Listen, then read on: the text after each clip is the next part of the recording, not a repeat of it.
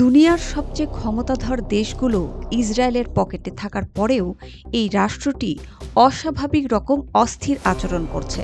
বিশেষ করে হামাসের হামলার প্রতিক্রিয়ায় ইসরায়েল গাজার মুসলমানদের একেবারে নিশ্চিহ্ন করে ফেলতে দানবের মতো যা করছে তা ইসরায়েল কর্তৃপক্ষের ভেতরকার নাজুক অবস্থা ও অস্থিরতাকে স্পষ্ট করে দিচ্ছে।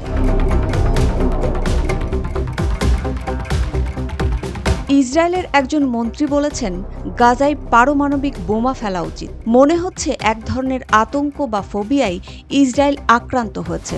মনে হচ্ছে অস্তিত্ব সংকটে পড়ার মতো কোনো অনুভূতি রাষ্ট্রটির নেতাদের আচ্ছন্ন করে ফেলেছে। সব দিক থেকে সমৃদ্ধ ও সুসজ্জিত থাকার পরেও ইসরায়েল এমন অস্থির আচরণ কেন করছে তা নিয়ে প্রশ্ন উঠেছে। এটি নিয়ে বাইরের গণমাধ্যম ও সামাজিক যোগাযোগ মাধ্যমেও লেখালেখি হচ্ছে।